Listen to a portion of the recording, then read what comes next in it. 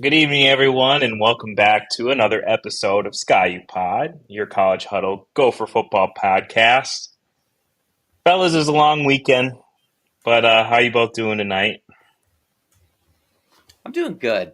I'm focused on getting that axe back. So is Dave. Dave left the comment here pre-show. Let's beat those Badgers, take the axe, take them out of a bowl game, and leave them trophyless this year.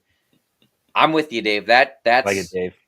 that's my motivation going into this game after that tough loss to Penn State. That'll be an interesting aspect of who's more up for this game. Both teams kind of coming off disappointing weeks, but in very different ways. So, but it should be fun. Yeah, there's kind of nothing like getting over the sting of last weekend's loss. Like looking forward to Thanksgiving, short work week, and getting this game on Friday. So getting the quick turnarounds, kind of wasn't a huge fan of it, but now it's really helped the mindset. Yeah. Did you see? I was going to bring this up later, but they took away, and I think you texted this in at the start of the year, Max. They took away the Egg Bowl from Thanksgiving. Now they Yeah, bumped it a day, I believe, which yeah, I is believe it's on Friday now too, which is that is terrible. terrible. I mean, there are still two games, but it's not the Egg Bowl. I was getting to like that tradition of having that on at the end of Thanksgiving, but man,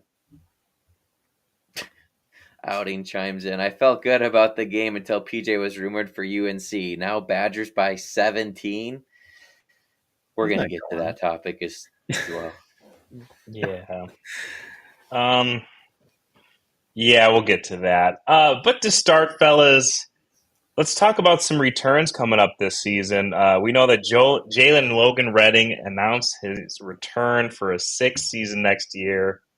We're thinking Devin Eastern and Anthony Smith will also be back. So, given this news, where does the defensive line rank in portal priority? And what positions are the Gophers going to be most needy at? Max, why don't we start with you? Yeah, I think it's definitely lower on the priority list. It would be nice to add more depth, but like we've kind of talked about in our own group chat, like even if we get depth, it's not like we're really going to use it anyways. So um, that's why I would think it'd be lower. And for me, kind of looking, position wise, the spot that jumps out the most is like maybe we need another guy to fill in is going to be at cornerback, just because we do lose both starters. And we don't really know who the proven underclassman is going to be that's going to step up. We've seen some good things out of Zaquan Bryan and some of the other younger guys, but we just haven't seen like one guy truly have to step up and play that outside corner spot yet. So if I had to pick a spot that we needed to be, it'd probably be cornerback.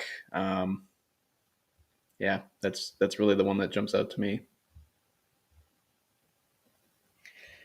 Yeah, that's tough to argue. Getting Jalen Logan Redding back, assuming you can pay to keep Devin Eastern and Anthony Smith here, which, you know, from Jalen Logan Redding's talk, I know a lot can change from now until, they have a lot of time to make that decision, unfortunately, but um, sounds like they're all on the same page, those three coming back, and I think he said, like, doing damage, continue to work on doing damage on offensive lines, which is great to hear. So those three, and with, you lose Jaw and you lose Danny Strigo, but Jackson Howard's been getting mixed in more and more. He played a little bit against Penn State as well. Him only being a redshirt freshman, I'm assuming he would be a starter just with how the roster sits right now. So those far as your starting four D linemen look pretty good. I'm with you, Max. I think D tackle is still should be a pretty high priority. Maybe not number one, but we've seen the D line as good as I think they've been. I think later in games and as the season's gone on, they've been a little worn down and getting worn down faster in games just because I guess the coaches don't feel like we can play the bodies that we have there. So I would still say D tackle is probably a top three, top four want. Corner's definitely up there. I still think my number one, though, is just I'd go on the offensive side of the ball, and they say it's the most by average, most expensive position in the portal. I would try and go out and get a left tackle to replace Ursary just because you have a lot of young, promising guys there. A lot of your higher recruits are on the offensive line. Roy, Carroll's younger brother, and Philip Daniels is only a redshirt freshman, so you got options along that line filling in for guys that are leaving. But Getting a starter there to help out would be huge. So probably left tackle specifically, I would put one if you could. I don't know if you're going to be able to get a starting left tackle in the portal just with how much money they get and how often teams obviously want a starting left tackle out of the portal. So a more realistic one, I want a receiver, and I want a speed demon freak of a receiver out there so we can finally throw the ball down the field.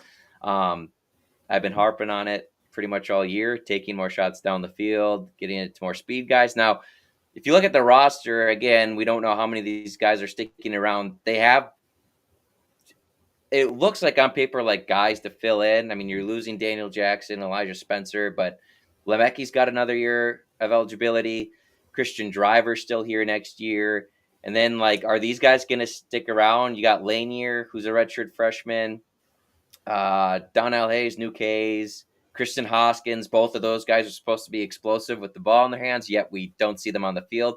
And you got Tyler Williams, the highly rated transfer out of Georgia. So on paper, there looks like there's options there, but I would just like to see a bona fide, speedy receiver. And I feel like there's been a lot of transfer portal receivers that have hit at a higher rate comparatively as far as like other teams go of impact players have added throughout the conference and country. Like you look at Illinois, they grabbed Franklin from Ole Miss and somewhere else before, but he was success. I know he was a highly rated guy, but still, just there's been receivers that have found success on new teams, and so I would put receiver number one just because I think the offense needs to get a little bit more explosive, and we've just had more consistency, I'd say, developing up the up and coming corners when we needed them. Now we've definitely grabbed a lot out of the portal that have worked out too. That's been maybe PJ's highest hit rate, but yeah, receiver not so much. So I'd like a receiver. Yeah, I totally agree, Kurt. I think receiver is the position we go for. In terms of D line, why not add some depth? I kind of like the rotating sort of plan that the Gophers have. I'd be happy with D tackle or even like elite edge rusher would be pretty cool. But depth never hurts. But yeah, receiver. We've been saying it for a while. We just don't make those explosive plays. We just need someone that can just hit breakout speed, streak down the sideline, and just catch one and for a big long play. You know who would be What? great specifically? I think he's got another year of eligibility. Is that Troy receiver that lit up Iowa? He scored like a punt return and 2 long touchdowns against them. He was having a great year through like the first half, and then I stopped following him. But a guy like that from a smaller school, I'm sure he opened up a lot of eyes with that game against Iowa. But I'd love to get a player like that. Yeah. I was thinking maybe this might be a little controversial, guys, because there's a lot of them. But I'm thinking about maybe adding, not a priority, but something to think about is a quarterback. We saw what Brosmer did. He's a great addition to this team. But I'm looking at the depth chart, and you literally have 4 freshman quarterbacks, on this team. And how many of them are going to be here at the beginning of next season? I know we saw Drake Lindsay, and he looked pretty good. He does look like someone who's probably going to be that next guy up. But why not add someone with a little experience to throw a little competition in there? Maybe someone that's more of a dual threat. That'd be cool. It doesn't seem like this offensive specialty. It seems like, just throwing. Outing says punter.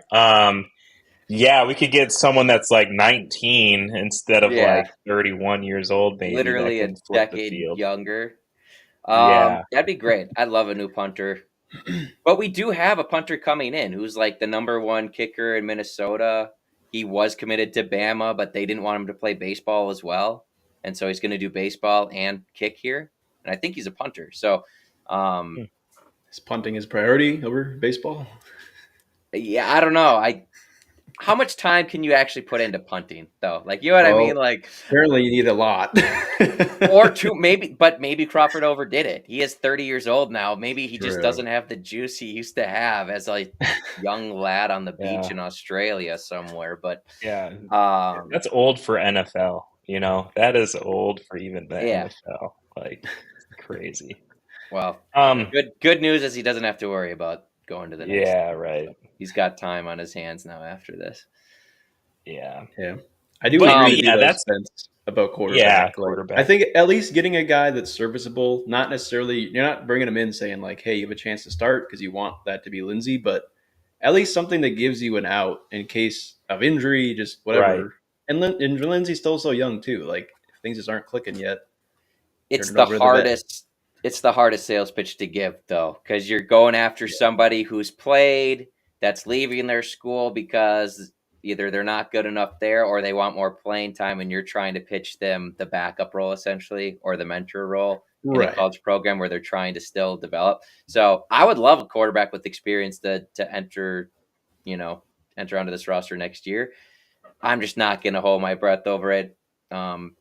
I think they're really not all. I think they're pretty much all in on Drake Lindsey as well. Just that was Yeah. kind of, I think, part of the pitch, to him. I know Arkansas made a really strong push for him at the end, that's where he's from, and so I think part of the pitch was, the plan is if you can handle it to give you the keys next year. So, but I'm with you. Yeah, if we could add, I can't even really think of a guy. Maybe Cam Rising comes back for one more year, leaves Utah, right? It's the Utah coaches looking at retirement potentially this year. So Cam Rising decides he wants to come back for one more year. He spent a lot of time in Utah. Why not come to someplace different like Minnesota? He can transfer. He can transfer in, bring a lot of experience, potentially become the new offensive coordinator after just 1 year, and go from there. Start his coaching career. Yeah, why not? Did you just Um fire Harbaugh? I did. I did. Which I know is not popular. I don't know. He's been okay. He's gotten a little bit better as the year gone on, but I don't know how much is PJ shutting it down. The lack of getting guys open and being able to push the ball down the field really bothers me. But again, I'm sure PJ has a huge hand in that as well, as far as chiming in when to run it here, because I feel like we've been this way pretty much since 2019. So yeah. Well, let's address outing and stay on that topic of PJ, like you were saying, Kurt. Another year, same story. PJ Fleck is rumored to be a serious job candidate for a head coach opening, and this time it's North Carolina, as we heard today. Maybe many of you out there. Coach Mac Brown was fired. He is coaching this last game of the season against NC State, but afterwards he will be being let go. Um, yeah, fellas. Is this one more serious in terms of PJ? This rumor, is this more serious than others? Um, go and ahead, what do you Mac. guys think about this? Um, I don't think it's more serious, and I'm really not even worried about him leaving. Like, I don't think the North Carolina job is as big of a step up like from Minnesota right now, just because with the ACC kind of not, I know they're still Power Four, but it really feels like Big Ten and SEC are kind of the top two. Now, could North Carolina join one of the two? Obviously, they could, and probably eventually will, like everyone else. But I don't know. I guess I just don't see it as a step up, that big of a step up, or a step up at all for PJ. And if you're North Carolina, you've seen what PJ's done. I mean, I feel like there's a lot higher ceilings you could hit on from some other coaches at some smaller schools that are available and going to be easier to take from. Yeah. Well, I just think their hopes are higher. I mean, they're firing Mac Brown essentially, and he's got the same Yeah. record as PJ right now. I believe North Carolina is 6-5 as well right now, are they not? So I'm not sure PJ's the big enough fish they want. As far as like if it's a better job or not, I think I think it could be definitely seen as a slight step up. Now the conference thing, I get your point. It could make it interesting, but I mean, just looking at it neutral, you're in a more talent-rich area for football. You just are. There's just a lot more football players in that area that you can pick from. I believe North Carolina is pretty strong at providing the NIL commitment, so it is a little bit of a basketball school. But they've had probably just as many successful seasons of football as we have over the past 15 years or whatever. So from that point, I think it would be seen as a step up, and I'm sure whoever they go after now, as big as basketball is, and I'm sure North Carolina brings in a ton of basketball money to that school and to that program. Football's going to make a ton of money here. I don't know if anyone's going to make more money from TV than football is, so football's going to be a huge part. So I'm assuming whoever they go after, they're going to give a big coaching pool salary. So if that was the big promise to PJ that his coaching assistants pool salary is going to go up, then I think that becomes a legit conversation. Am I worried about it? No. I mean, we have this conversation every year. PJ's always taking the call, which I mean, it is his job. So if it gets him a raise and we keep giving him raises, it's tough to get mad at him. It would be nice for him to come out once and just shut down and be like, nope, staying here. Don't want to entertain it. I'm 100% here, because as much as he likes to play it off, be like, oh, that's nonsense. I'm here. Like, everyone knows when you take the phone call or when your agent's pushing your name. Like, Nebraska and Iowa fans and Wisconsin fans, for that matter, are all over on Twitter. They're already running with it that PJ's, to North Carolina. Oh, we told you. They're already all over it. So, and it's because he's been so, taking phone calls, getting raises in the past. And again, I'm not necessarily faulting him for that. It's just like, if he is committed to being here long term, I wish he'd just come out and say it. And North Carolina is going to have a lot higher expectations of you than Minnesota is, just being that, with the Big Ten having Ohio State, Michigan, USC, Penn State, all these teams now up top, you're going to be able to survive a lot more with 7-5, 6-6 here than you are at North Carolina, where, you're going to probably be expected to win the conference every so often there to keep your job, just being down to basically Clemson and Florida State, Miami, as far as every year outlook goes there. So, yeah. And I don't want PJ to go. I don't. But I don't think we're paying him good money for what he's done here, in my opinion. I would love to see the coaches, assistant pool get bumped. Indiana just gave Signetti the second biggest coaches pool salary in the Big Ten. That was part of his extension. He got bumped up to 8, which wasn't huge. They paid him a lot to go there. And then, which, I mean, that's a lot of money, but comparatively. And then now his coaching pool salary is just second to Ohio State, and it's by like $100,000. So that's the type of commitment, or getting somewhere in the ballpark of that would be what would help the Gophers better long term anyway. So I don't know if we got to point the finger at Coyle there to get more pressure on the Board of Regents, or if the Board of Regents are too stubborn to give more money to that to begin with. But so that's a lot of reasons, I guess I'm saying, where I'm not worried about it, because if it does happen, he's done a good job. I think we'll be okay either way.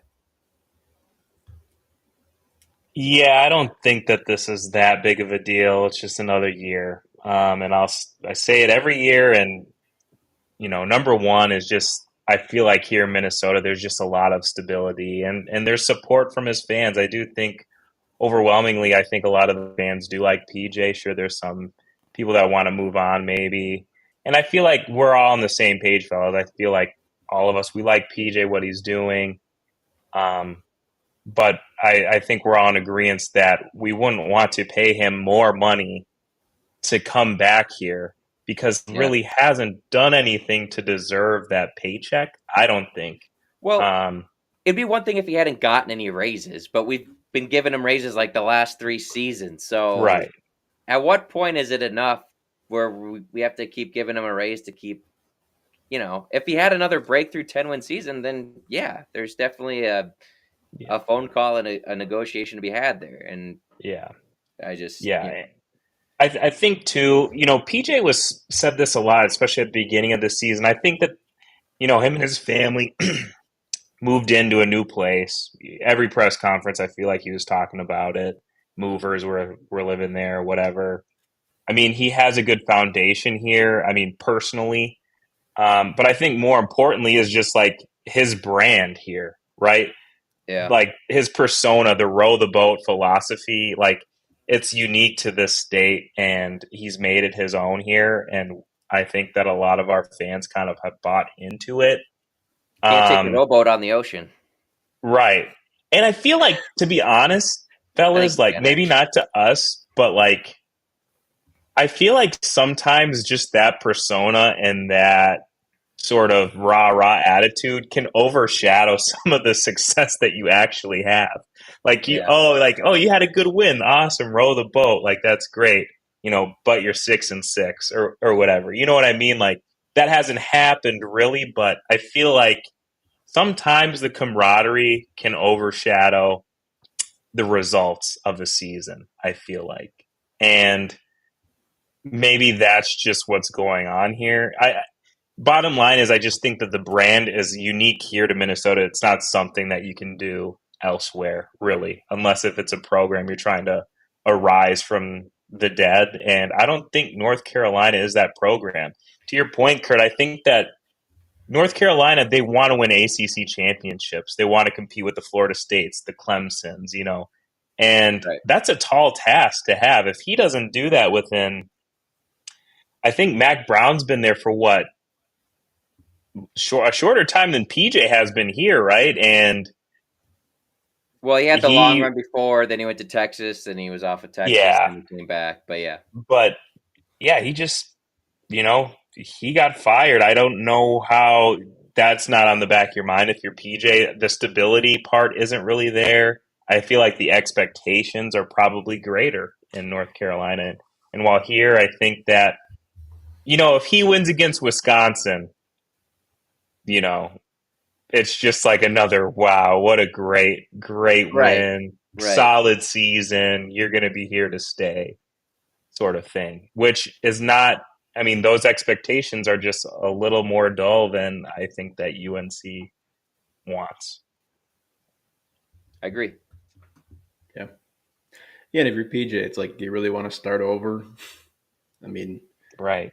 knowing Yeah, that if you continue to have the level of success that you've had here, there's been no sign that you couldn't stick around for the next decade. That's not true at North Carolina. Like right. you're really gonna Yeah, have to start over and kind of like he says, change is best. I mean, he's gonna have to really focus on maybe changing some of his priorities when it comes to the players he goes after, or which coaches he wants to keep around too. So Right. maybe he thinks they don't run fake punts in the ACC, and it's one less thing he'll have to prepare for. No, well, I'm just kidding. And to be fair to PJ, he has, this news just came out from, you know, Today. today, and It's and it's today. not like it's not like PJ's necessarily pushing it, and it's I've heard that ESPN Pete, is it Pete Thamel, whatever his name is? Yeah, he's named actual candidates that he knows are like on their list, and PJ wasn't one of those guys. So like he's Yeah. listed like like Arthur Smith, who's the offensive coordinator for the Steelers right now, Pittsburgh Steelers, and he's a UNC graduate. So I mean, if I'm a Yeah. UNC fan, that sounds more probably appealing at that point. Like to get a guy like Yeah. that, I would think. But Yeah. you know, Agreed. it is what it I is. feel like any time that there is a Power Four opening, that's not really that blue blood prestigious school. You know, I feel like he's always going to be at least in the Midwest or here in Minnesota. There's always going to be Right. talk that PJ's in the mix, and Same that with might Matt not even be Campbell. true. Same with Matt Campbell Right, because of what he's done at Iowa from State. Iowa Same type State. of thing. Yeah, Yeah. agreed. All right, fellas. Well, let's get down to business. The Gophers are going to take on rivals, the Wisconsin Badgers, this Friday, which is different, at 11 a.m. for the Battle of the Axe. Wisconsin currently leads the all-time series 63-62 and 8, and is a 2-point favorite at home. Let's just kind of tease these guys for a second, fellas. Thanks, Kurt, for putting all these facts in. Some achievements for the Badgers: 0 national titles, one of 3 programs in all of college football to lose 3 consecutive Rose Bowls. Arguably, their best chance to win their first national title in 1993 was ruined when the Golden Gophers handed them their only loss of the season. Those are your highlights for the Wisconsin Badgers. So let's talk about this game. Let's talk about offense first. Curry, you're up. Go ahead. Well, I think this gets interesting because you look at last week and all of a sudden Nebraska hang 40 plus points on them. Like, how the heck did that happen? Wisconsin's defense had been trending in the right direction. They played extremely well against Oregon. So that's kind of what I'm wondering here. Is it like just the home and away type split thing for them? If that's the difference between how this defense is going to show up? I don't know. Or is it just like they're at this point in the year where they've gone through these struggles and I don't know, the motivation to keep the bull streak alive you think would be there, but I don't know. Like, they fired their offensive coordinator. I know we're talking about their defense specifically, but you go back to the last, their defense ranks 84th in the country at 167 yards a game, but the last three they're averaging giving up 215. So it's just been a really up and down road on this Wisconsin defense. Passing wise, same thing. They're the 15th passing defense in the country. But the last three, it's up, 201 yards a game, which isn't terrible, but it's just kind of tough to get a gauge, I guess, of what I'm saying of what team we're going to see. So for me, I think we got to take shots down the field. I'm not saying you're going to beat them by hitting bomb after bomb, but look at what teams have done to us. They're all hanging out at the line of scrimmage. Penn State did it when we were up on them. They just had one safety over the top, and we didn't take advantage throwing deep. I would assume that Wisconsin's going to look at that and be like, okay. And Wisconsin's got good DBs. Is it Ricardo, right? Their main guy. He's a really good DB for them. So I'm sure they'll put him on Daniel Jackson and be daring the rest of the guys to do something to him. So for me, it's you got to take the shots deep when they're there just to keep them honest. And listen, I think the offensive line took a step forward against Penn State. I know the rushing numbers didn't look great, but that's a really, really good defensive front that they went up against. And I felt like they did enough to give us some resemblance of a balance. So if Marcus Majors and Darius Taylor can give you a little bit more on the ground than what you got against not quite as good of a front, I think the opportunity's there for the offense to have a good game. Yeah, I agree in taking shots, especially when they're there.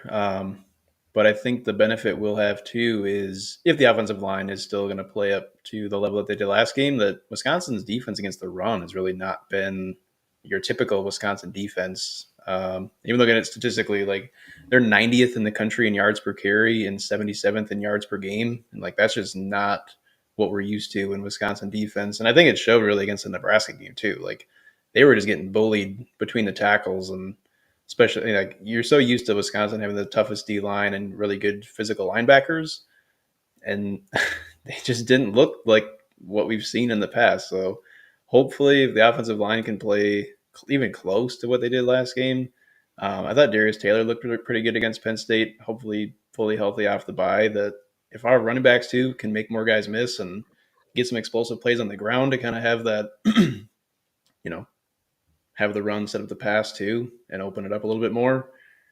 I think that's obviously to our advantage too, especially in the field position game. Like if we can just keep them on their side of the field, knowing that their offense has been struggling, I think that's going to be huge. And just time of possession is going to be a huge benefit to this game as well.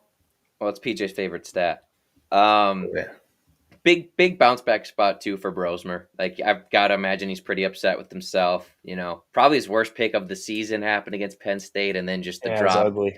fumbled snap. Other than that, he was okay then. But you got to imagine he's gonna want this one to get that taste out of his mouth. So hopefully he comes ready to go. And I think he's definitely the better quarterback, at least the one with the higher ceiling in this matchup. So hopefully Brosmer can be the difference maker. Right.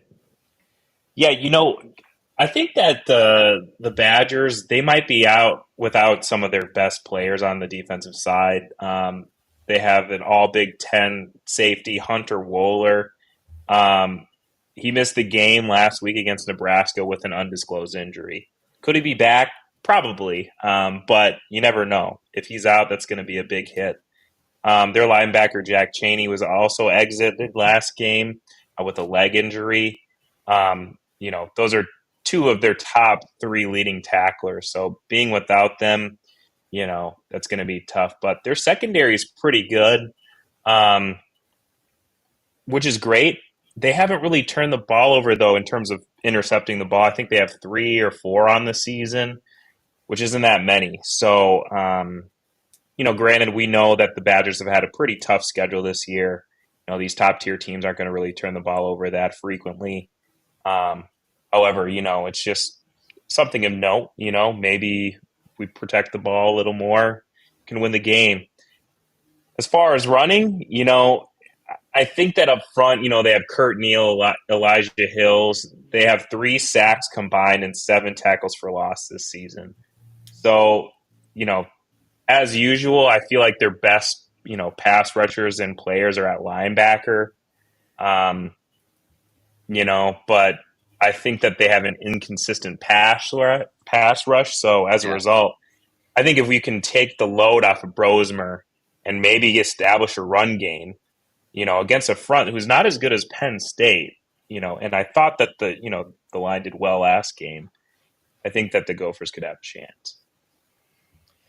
Yeah, and I hope we've had a pretty good run here of the offense being productive on their first drives of the game, which was a change, right? Even when we were winning towards the start, well, we didn't win all of them towards the start, but even when we went on that run of wins, we weren't always scoring on our first drives, but that's kind of been a trend lately. So they've been very good at their scripted plays as of late, and I think that'd be huge to take the crowd out of it early on. Which, by the way, Wisconsin, last game of the year in Madison, if you got to go to Madison, it's the best time to be there, especially the day after Thanksgiving. I think a lot of those students aren't there anymore. It just doesn't seem it. Watching it, I have not been there. Watching it, it has not felt like the typical, Madison environment that you're always used to when you see even like Oregon go there. I know we're not the number 1 team in the country like Oregon was, but I don't know. I just think their fans are a little sleepy on this game day experience that the Gophers have for the last game of the year. So something in our advantage as well. Yeah. Yeah, Right, like you fellas. kind of touched on Spence too, just to point out, like Wisconsin's 109th in the country in sack rate. Like they're not getting to the quarterback. I have family that are Badger fans, unfortunately, and that's been my uncle's biggest complaint. Usually, is the D line. They're really happy with the rest of the defense when it's healthy. Obviously, they're banged up right now, but yeah, it's just that D line is kind of inconsistent. So they feel like if they have they're saying the same thing. What we're saying about the O line, they're saying the same thing about the D line. If their D line can just show up and be disruptive, then they think they can probably shut down our offense, which hasn't been super explosive. Before we switch over to Gophers defense versus their offense, Dave's got a couple comments here. I was a first time season ticket holder that year in '93. I was 13. I told my dad the Gophers are going to beat the Badgers. The Badgers are looking ahead. He thought I was crazy. Gophers won 28-21. Dave, you're probably the only one that called that upset. Props to you for that. That's awesome. He also agrees they've been sleepy for years. They know that the Badgers suck now. I like it. Let's keep this language coming.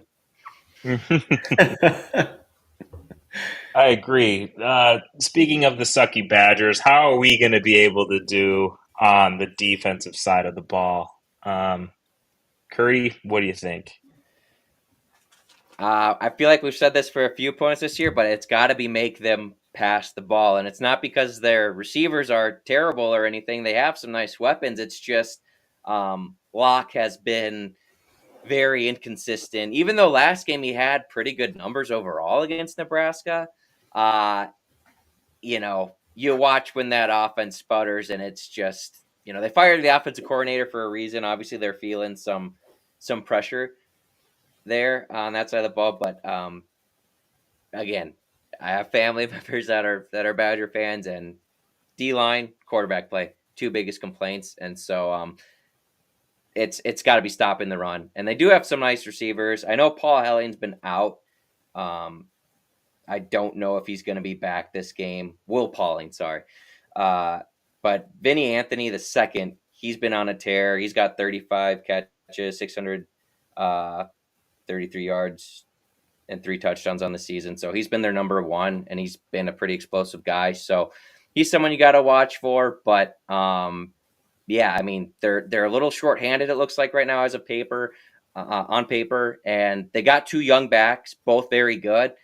But I mean, people have been kind of loading up and forcing them to throw, and it just hasn't been working out. So I think the game plan's been shown by Oregon. Obviously we're not Oregon, but the blueprint's out there of how to beat Wisconsin, and it's make Locke beat you. So I'd expect the Gophers to try and do the same.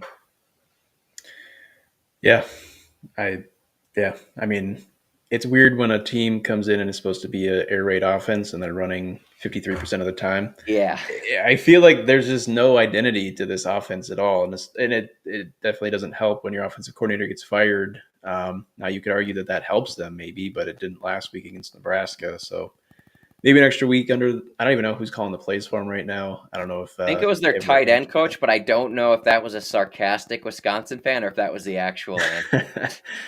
Yeah, no comment there. Yeah, Oh yeah, I agree, Kurt. If we can make Locke beat us, that's really going to be the key to our defense having success, especially because they are turning the ball over so much. I think they're averaging like 1.7 turnovers a game. So if we can force turnovers, that'd be huge. Obviously, that's a key to win any football game. But it seems like that's going to be an apparent opportunity in this one. And yeah, just to see how the pass rush looks, they do a good job of protecting Locke, and I think a lot of it has to do with how quick their pass game is. I mean, it's a lot of RPO, so it's not yeah. like there's a lot of opportunity to get sacks. But be interesting to see how we attack their offensive line, I guess, in the pass rush. But yeah, Well, I mean, they do have really talented wide receivers though and running backs, like you mentioned. So it's like they do have the opportunity to make explosive plays happen. It's just if they can get those guys the ball and get them in space, which is kind of make or break. and that's why it would be nice if the D line can have a day. I mean, that sounds extremely obvious, but he did throw for almost 300 yards last week against Nebraska.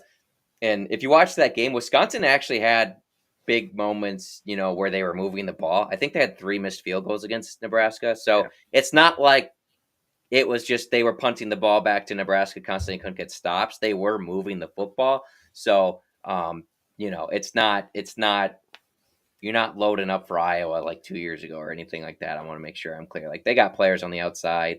I'm sure you don't want to just man up on them. So D line's got to show up for sure because the Badgers O line they can still run the football. They've been pretty solid at running the ball. They really like their 2 young backs. Surprise!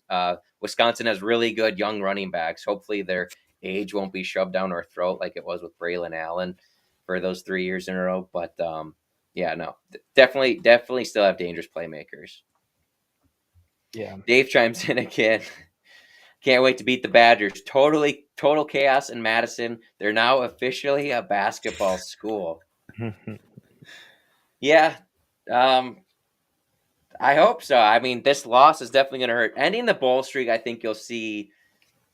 That this is why I really wanted. It was unfortunate. I did reach out to our the Bucky Report, our Wisconsin football affiliate with the College Huddle. Feel free to check them out. Just being a holiday weekend, different time zones. The guy is Rajiv is located in, I believe, near Vegas, is what he told me. But so it was tough to make it work out. But I wanted his input on not just Fickle himself in the hot seat, but is the firing of the offensive coordinator, are they gonna go back to like a power run game now since it's been their success? And clearly they still have the pieces there. Like the offensive line's still doing pretty good running the ball and they got good tailbacks. Like, or is it just that guy's air raid didn't work and we still want to be more pass heavy? I'm sure the answer is probably in the middle somewhere. They want to be balanced, but curious to see if they go back to more of a power run play action team. Right. Um, yeah, fellas, I was just thinking that, what's his name? Phil Longo, you know, he's out of the door now. The air raid is officially over, That I was Fickle's guess. guy. That was who Fickle Eh, wanted from North Carolina, and they went out and paid him. So Yeah. I mean, that experience has failed. And, it's a tough season this year for the bet. They do have a hard schedule, but they've been really sputtering and they haven't really been able to get anything to go. Um, here's my thing, fellas. It seems like when we play our two rivals, Iowa and Wisconsin, the one position I feel like always gets shot at are the tight ends. They always seem to somehow make some sort of noise and make some receptions against the Gophers. And we saw that against Penn State last weekend. I mean, their tight end kept making plays on us, and that's always been a problem. It seems like when there's a dynamic tight end that play, we have a hard time defending him. So I know that they really haven't had a great tight end. They have their top two are Tucker Ashcraft and Riley Nowakowski. Ashcraft has 12 receptions and Nowakowski has 11. Only one touchdown by Ashcraft. So it's not like they've been involved a lot during this season. But the new play caller is the tight ends coach. So I definitely think that maybe they'll get in the mix a little more. But I also think that they're going to run the ball more, which is why, to both your points, I think that stopping the run is going to be key. They have great talent at the running back position. Fortunately, their quarterback is not very mobile, and he doesn't really have a strong arm. So I feel like if there's just disruption in the backfield, both from linebackers and from the D line, I think that the Gophers have a good shot at stopping them entirely on offense. So that's kind of my take on it. Injury concerns, for Gopher side of things on that side of the ball. I'm expecting Ryan Burns said Goosby's probably done for the regular season. I'm assuming he's right with the pulled hammy. That's tough to come back from in just a couple weeks. Anthony Smith went down, limped off, but came back last week. I hope it's the type of thing where, it's not tough to get loose again and he's able to go. So him being back would be huge. I know he continued to play last week, but sometimes if it's like a strain, it's easier to keep going in that game than it is to get it loose the week after. So hopefully he's okay. And because him and Devin Eastern, probably your best two, at least your most two impactful guys, and Danny Strigo. We probably didn't give Danny Strigo enough love over his time here as a Gopher. So Danny Strigo, go have yourself a day. But those three up front are probably your most impactful against the run. Going to need them all because I think that's what Wisconsin's going to want to do. Yeah, I don't know if they showed a replay or you ever saw a replay of Anthony Smith's injury occurred. I know you were at the game, but seeing it on live, like seeing it slow motion, I guess I should say, it looked like it was just a classic high ankle sprain. Like his foot just got caught and it kind of twisted in. And yeah, it looked like they kind of had to just tape it up and have him go back out there and try to keep it loose. But like you said, that's a tough one. That once that's like the worst the next day or 2 days after. So hopefully it is not that short bad. Week won't help that. Yeah, right. But at least, I mean, if he's just running straight ahead, there's no cutting, right? So yeah, put him at D tackle. There you go. All right. Well, let's hear it, fellas. Key to the game. I'm actually going to start with this one. I think that both of these teams, they've had quite a season. At this point, Gophers sitting at 6-5, the Badgers sitting at 5-6. There's really not much to lose right now. So this game, if you're the coaches on both teams, this has got to be your Super Bowl. This has got to be the game of the year for you right now. I mean, the oldest, most historic rivalry in all of college football. This is what it's all about. PJ did say that in his press conference, and he's right. This is a great matchup. Look, I think that the Gophers, although I feel like on paper that we're definitely better than this team this year, I think we're going to get their best shot. They want to win this game. They want to continue their bowl streak. I think they're at 22 years in a row right now. But if you're the Gophers, you want to shut that down, and what a better way to do that than at their own field. So take PJ's words for it. It's, 0-0 right now. Try and be 1-0 in the Wisconsin bowl game season. And I think it's going to be a hard-fought fight, but I think the Gophers prevail. I think they'll win and dominate. Gophers are winning 31-20. Wow, more points than I was expecting too. Yeah, I think it's supposed to be cold there. I think the high for the game was 20. That's what I saw last. But yeah, I like that. I think Gopher D's got to get a takeaway. That'd be huge. It just didn't get any against Penn State. Still almost got the job done, but force Locke to beat you, force a turnover, and the O-line's got to show up and be ready to play. Big bounce back game from Brosmer. I think it is going to be tight. I'm not saying our motivation is going to be lacking. After it's tough to bounce back sometimes after a tough loss like that to Penn State. I know Wisconsin's coming off a loss, and I'm sure the Axe makes it easier to get up.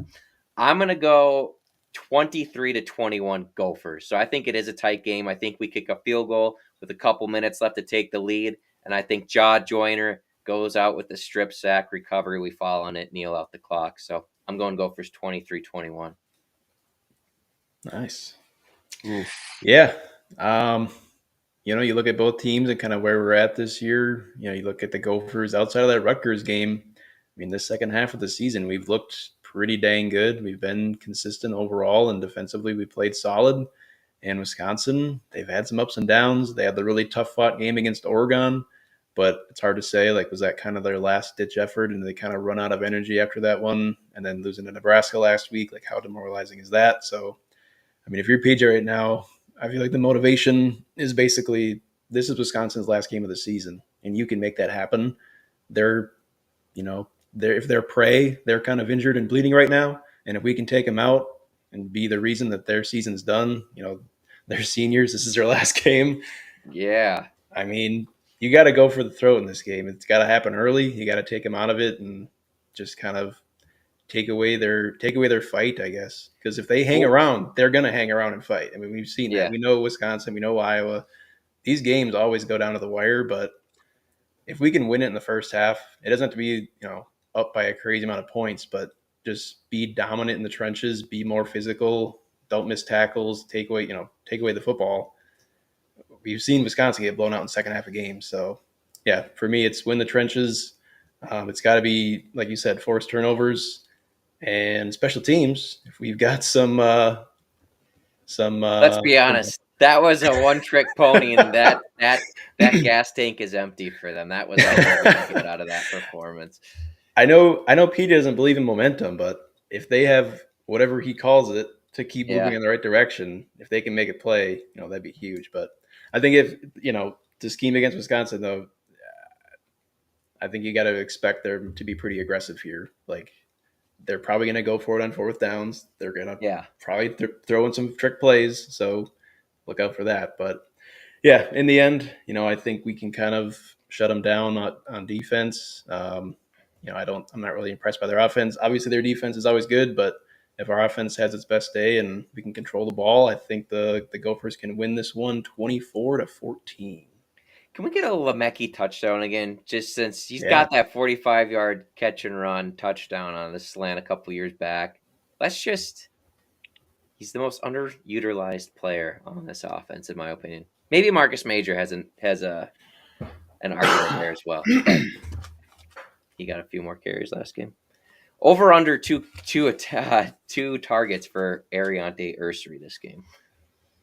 Well, I hope under. I hope under. That call has just been the most debated online, so I just wanted to work it in somehow to this. Episode. We're past it. We're gonna win that Axe. Yeah, it's gonna be a good Thanksgiving. We won't need actually those kind of plays.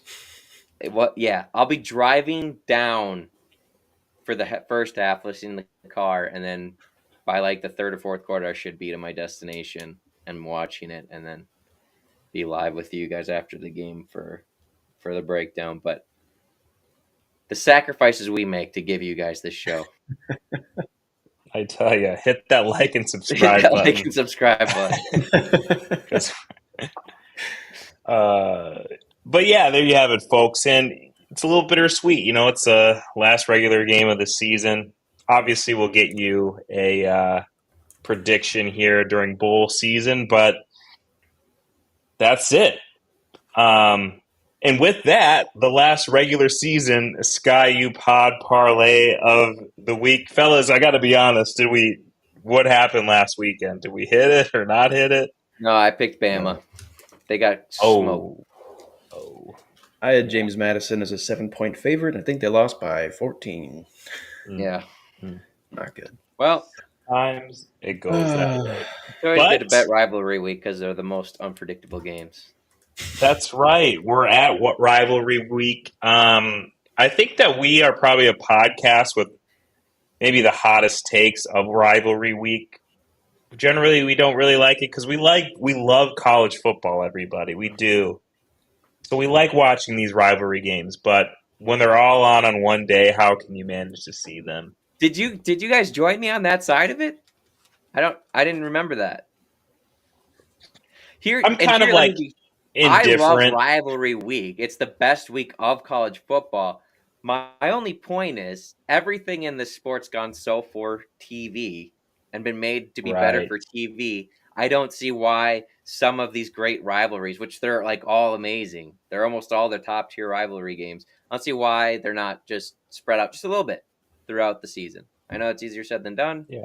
because a lot of them are conference games and they got to be played at some point, but if everything else is going forward towards the best TV experience, I don't see why this part of it can't be Yeah. as well. I'm That's all. indifferent, but I think, Kurt, you make a very compelling argument, especially for any college football enthusiasts out there. Why wouldn't you want to watch a lot of all of the games that are playing this weekend, right? Right. It's a good point. Um, but with that, fellas, I'll start first with our Sky U Pod parlay of the week. You guys, everyone out there better go all in with this one because this is hitting. Um, I'm going to go with the late night game, fellas, sticking in the Midwest here, but in the Big 12. Kansas State is on the road at Iowa State, and Iowa State's 2.5 point favorites. Iowa State's been kind of trending low, but I think last game of the season at home, senior day, they'll come ready to play. Give me Iowa State in the 2.5 points. Yeah. I mean, all these games are tough to pick, so I trust you. I don't even know if Iowa State and Kansas State are rivals. I think it's just a The Big Big 12 12 game. game. I mean, I'm sure they don't like each other because of Yeah, being conference opponents. conference rivals, I but got yeah. I got what you're saying. Yeah. Yeah. I didn't know. Again, it's rivalry week. Here's the thing, and this one pains me because I like cheering on Florida State. And they host the Florida Gators. ooh, These teams they are have been trending in trending dead so well. opposite The directions. Gators have been, Gators, it's a big number. It's 14 and a half. ooh, I don't see but I don't see them looking past the Seminoles either. Like they hate each other. So right. give me the Gators minus 14 and a half against Florida State. I know Florida I State love got a the win pick. last week against School of the Blind, but I don't think that's going to be enough to bring them back to their former self of yesteryear. So I'm going to take the Gators. I love that pick, Kirk, because they've been trending in the right direction. I haven't been a believer for a while of those Gators, but yeah, they've been looking pretty good. And yeah, Florida State, Max. I don't know. You're the king of the deadbeats this year. Florida State's got to be one of them. Yeah. No, they're dead. They want the season to be over so bad. It's brutal. And what team do you not want to see is your rival who's just red hot right now? Like that's tough. Are they at home too, Florida State?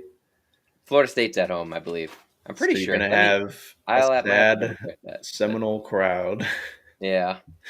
Well, that's the thing. I got to imagine a decent amount of like actual Gator fans are going to Oh be yeah. there just with how Yeah, the for season's sure. going.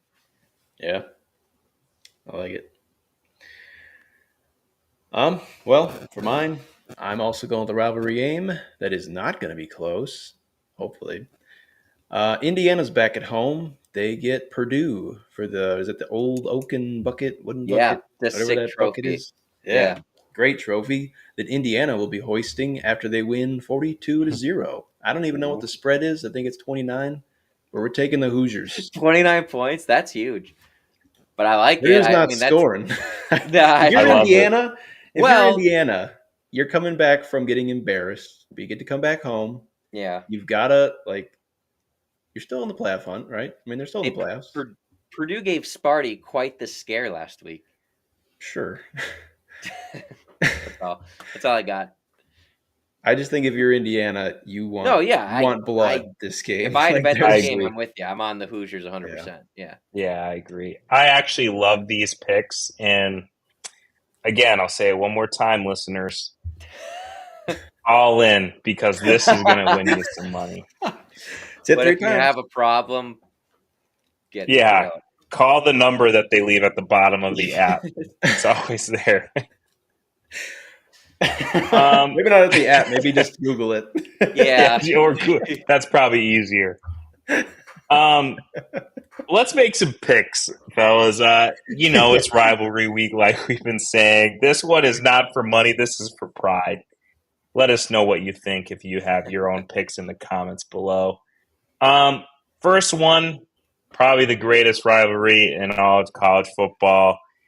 Michigan is on the road at Ohio State. Ohio State's 21-point favorites. Give me the Buckeyes, fellas. I think that finally they're going to get over this hump.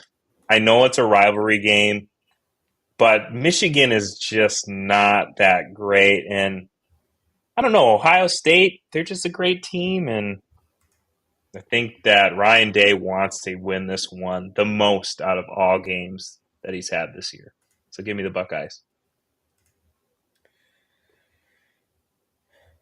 It's a lot of points. It's a huge amount of points, especially for a rivalry game. I get it. Like, Ohio State wants it, and they're going to constantly be trying to run up the score. But, like, Michigan's D line is also, and so, like, I know Indiana's got a pretty solid defensive line as well. But, and Indiana's defense actually didn't play that bad. A lot of the points that Ohio State scored came off turnovers. So, man, I'm going to go I'm going to regret it, but I'm going to go Michigan. I've picked against Ohio State a lot, I think, over the course of this season. I'm going to go Michigan. Gosh. But I don't know if they'll score. That's what I keep thinking, too. I think I'm going to go with Ohio State. I don't like it. But I want to switch to Ohio State. I do. I don't think Michigan's going to score more than 10 points. Like, I don't feel comfortable, but I don't feel comfortable with Michigan. Yeah, I don't feel. Yeah, I'm going to go. I take back everything I said. I'm going Ohio State. Yep. That's a 3 in a row Ohio State winner. It's not a bad choice, fellas. I think that's going to hit. South Carolina is at Clemson. Clemson, 2.5-point favorites. South Carolina has been coming on too. They're not too bad, but I think Clemson wants to have a spot in the college football playoff. The rankings dropped tonight, and I think that Clemson is 12. So if they want to stay relevant and be in that conversation, they have to win this game. I think they do that. Give me Clemson and the point. I like South Carolina. I like their defense a lot. I am also going Gamecocks. They're red hot.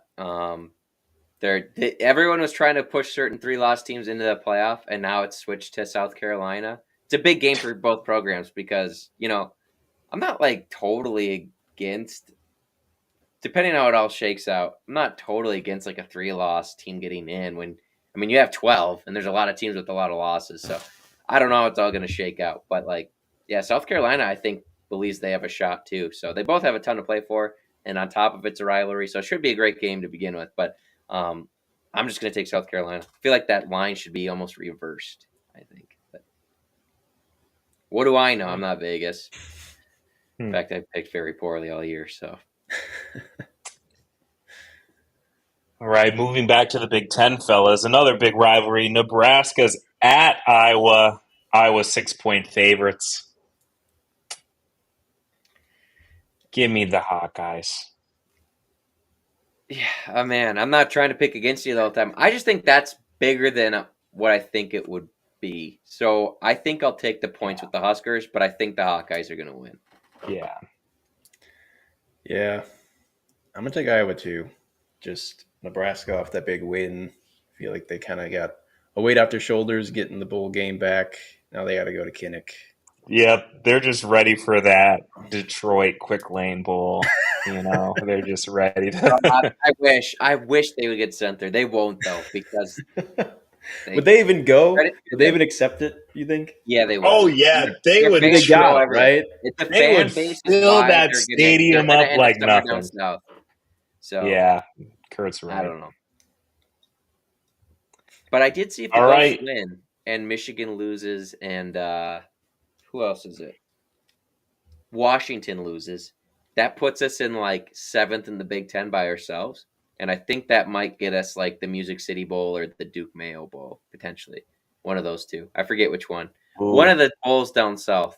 So, which is You better think than TJ Detroit. would dump his head in that, like dunk that mayo all over his head, and He'd just absorb it instantly, I think, with that shiny noggin of his. So, be like fresh Botox for him. All right. yeah. That's On to Notre Dame at USC. Notre Dame 7.5 point favorites. Give me them Irish. I just think that Notre Dame. Look, since losing that game against Northern Illinois, they have been looking pretty good. Not that their competition has been great, but they've been looking like a great team. USC has just been down under, another probably dead dog team. Wow, they So got bowl yeah, eligible. They've got two yeah, straight but wins. I feel like their expectations at the beginning of the year were Oh like yeah, competing for a conference championship, and right. they're not even in that conversation, not even No, close. So no. I hesitated with this one, but I'm with you. I'm going to go the Irish as well. I just don't think. I think the core. I think they were better off with Miller Moss. I really do. I think Miller Moss would have won them the last two games that they won. Um, I don't we're know. just searching for answers. Yeah, Yeah, I feel like it's more they're trying to find a spark than anything. But I agree, and I'm going with the Irish too. I think Notre Dame's a clear tier and a half above USC. they That ran all over them last year. I would imagine they're going to try and do the exact same thing again. But yeah, and that Irish defense is yeah, that's the thing. real good. Like if it was USC's offense still able to put up a ton of points, then I'd be like, wow, that's a lot of points. I might take USC at home. But Yeah. Notre Dame's defense has been pretty dang good. So Yeah. Yep. And lastly, the restoration of one of the old-time rivalries. Texas is at Texas A&M. Texas is 5.5 point favorites. I'm going to go Longhorns on this one, fellas. me too. I like A&M. If they just win last week, it's crazy how I probably picked this game differently.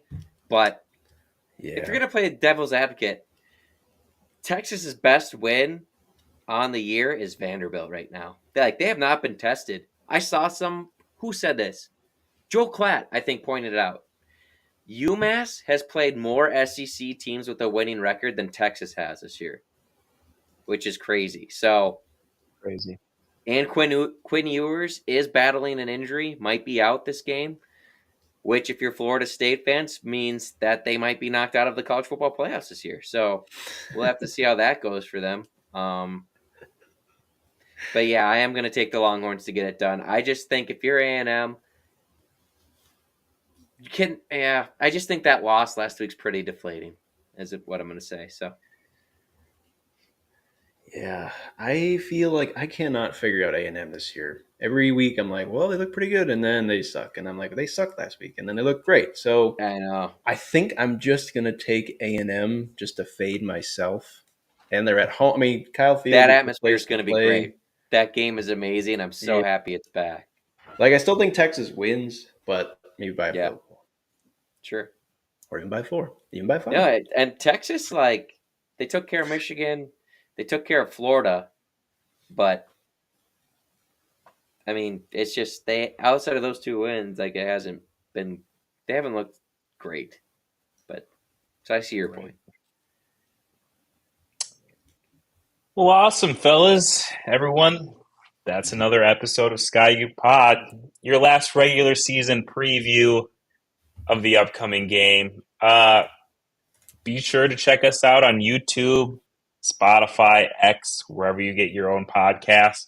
We encourage you to check out our partner's website, thecollegehuddle.com, for many more college football podcasts and articles.